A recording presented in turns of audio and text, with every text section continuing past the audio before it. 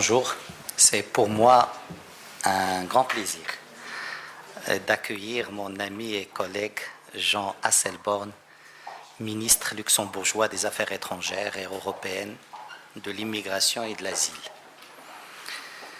Cher Jean, vous avez toujours été un ami du Maroc et je veux ici rendre un hommage sincère à votre engagement personnel pour le renforcement de cette relation bilatérale.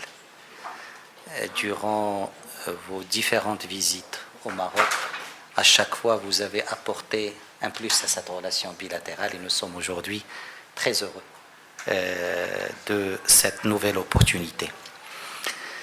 La visite intervient dans un momentum très positif pour nos relations bilatérales.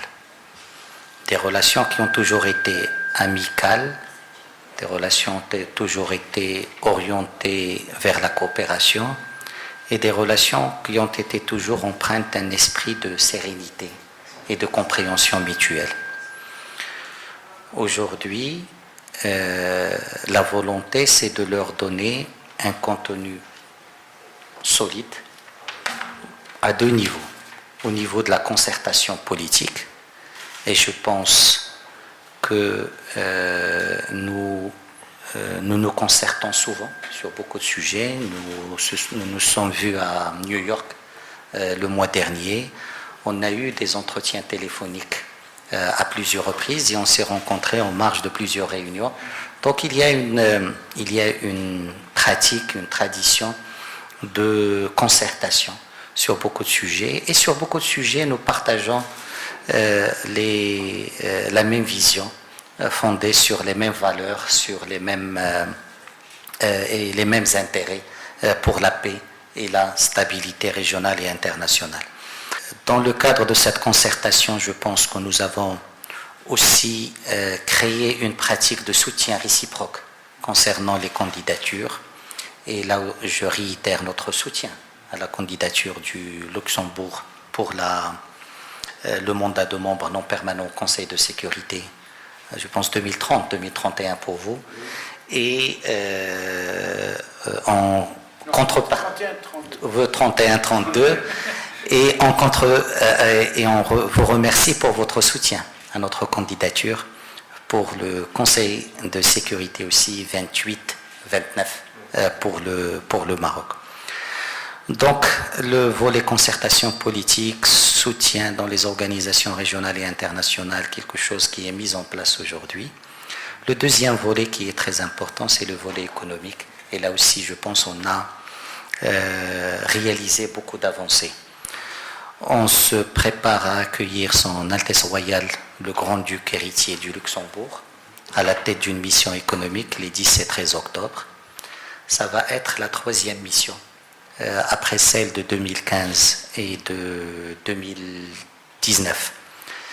Le Luxembourg est aujourd'hui dans les top 10 des investisseurs étrangers au Maroc et l'année dernière, c'était même le 5e investisseur au Maroc. L'ouverture du bureau économique luxembourgeois à Casa est un autre signal de cette volonté de renforcer les relations bilatérales. Je comprends que c'est le premier en Afrique et seulement parmi les 9 que vous avez de par le monde.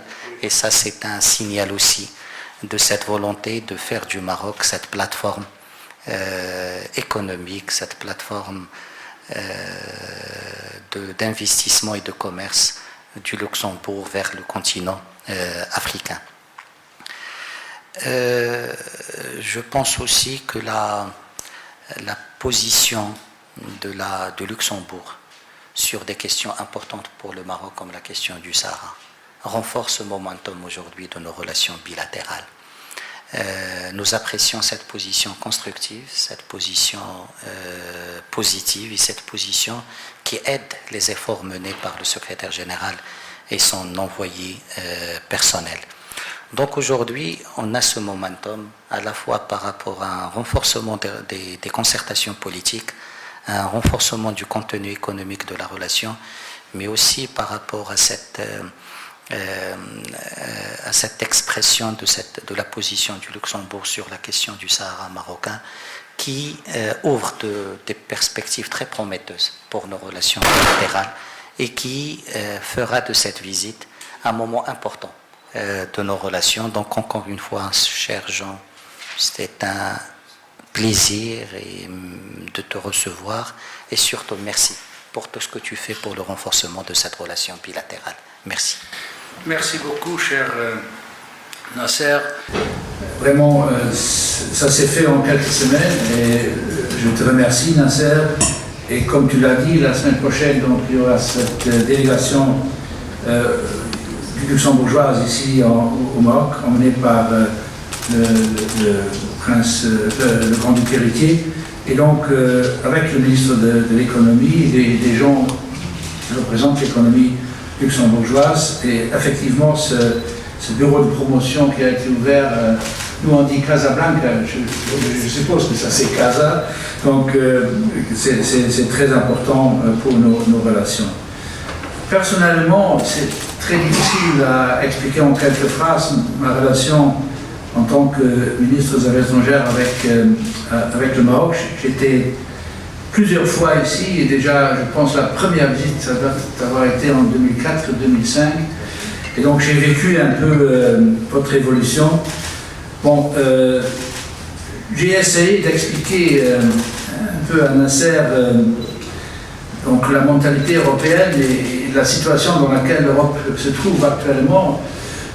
Bon, c'est, je pense, aussi difficile que de m'expliquer donc la position de la Ligue arabe, par exemple, mais nous nous donnons de la peine d'avoir une position commune en matière de politique étrangère, ce qui n'est pas facile. On en est 27 pays avec 27 parlements et évidemment des mentalités, des histoires, la géographie très différentes. Mais je pense que je pourrais quand même dire deux mots, si vous êtes d'accord. L'Europe n'a pas explosé après le Brexit. Et ça, c'était déjà quelque chose de très particulier. Vous savez que je ne pense pas que les Anglais se sentent bien dans leur peau actuellement, mais nous non plus. Je pense que l'Europe, effectivement, stratégiquement, politiquement, aurait eu un poids plus important. Alors, deuxièmement, je vais vous expliquer un tout petit peu notre position, je pense, sur l'Ukraine et sur la Russie. Donc, on a vraiment essayé à tout faire dans l'Union européenne pour éviter cette intervention militaire russe, cette guerre, il faut la nommer comme elle. C'est une guerre en Ukraine. Malheureusement, on n'a pas réussi. Je pense que personne n'aurait réussi parce que, en fait, moi je pense que la Russie et Poutine avaient déjà décidé au mois d'octobre-novembre 2021 de faire cette guerre. Bon, nous sommes confrontés avec une guerre qui n'est pas une guerre européenne. Si Poutine gagne cette guerre, c'est que la loi du plus fort donc gagne et on ne sait pas où ça s'arrêtera. La Russie, c'était l'Union soviétique à l'époque, après la Deuxième Guerre mondiale, a contribué à établir toutes les règles de la Charte des Nations Unies, tout le droit international qui s'en est suivi. Et c'est eux-mêmes, membres permanents du Conseil de sécurité, qui bafouent donc toutes ces règles. Et on est dans une situation dramatique pour les Ukrainiens, mais il y a une peur énorme en Europe. Je pense que les deux conséquences sont pour nous quand même gérables, c'est-à-dire qu'on a peur d'être froid, d'avoir froid en hiver, parce que les réservoirs de gaz ne sont pas remplis, mais pour l'Afrique et pour beaucoup de pays en Afrique, c'est une autre peur, c'est la peur d'aller vers une famine, donc une crise alimentaire. Et donc, je pense qu'il faut une réaction européenne, mais aussi une réaction de la communauté internationale pour essayer de stopper donc cette guerre. Ce que nous avons fait, c'est deux ou trois choses importantes. La première, par les sanctions qu'on a décrétées, arrêter Poutine, ne pas lui donner les moyens de continuer la guerre, ce qui est, je pense, pour nous, est quand même logique. Et deuxièmement, on ne peut pas intervenir, ni l'OTAN ni un autre, intervenir militairement, sinon on va vers la catastrophe. donc on a donc essayé de donner des équipements militaires à l'Ukraine pour se défendre. Nous, pas seulement l'Europe, c'est aussi d'autres pays, surtout les États-Unis d'Amérique et d'autres. Et bon, je sais qu'on ne peut pas résoudre le problème avec les sanctions et avec des armements. C'est pour ça qu'on a décidé aussi politiquement de donner le statut de candidat à l'Ukraine, donc que l'Ukraine puisse aller vers l'Union européenne.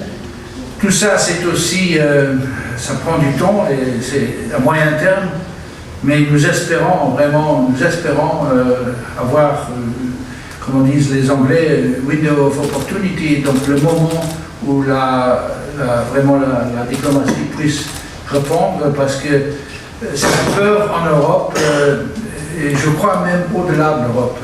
Si je pense à votre pays ici, et à l'Afrique en entier, pas seulement l'Afrique du Nord, donc il y a une espérance qu'on puisse arriver à stopper cette guerre. Et ça, c'est le premier des enjeux de l'Union européenne. Il y a un deuxième point qui est très important pour vous, pour nous, je pense pour l'Europe, pour l'Afrique, c'est-à-dire la question du Sahara occidental. Et donc je tiens vraiment à réitérer le soutien de longue date de mon pays au processus mené par les Nations Unies.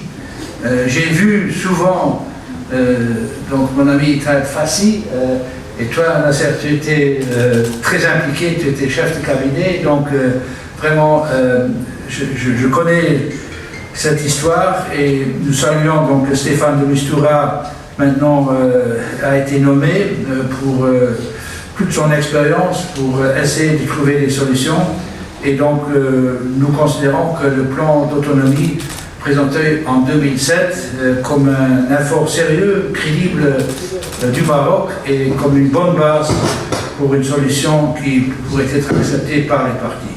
Voilà, sur ce point, je sais que l'importance donc que ce point a pour vous, et je souhaite que vraiment la communauté internationale puisse vous aider à trouver une solution.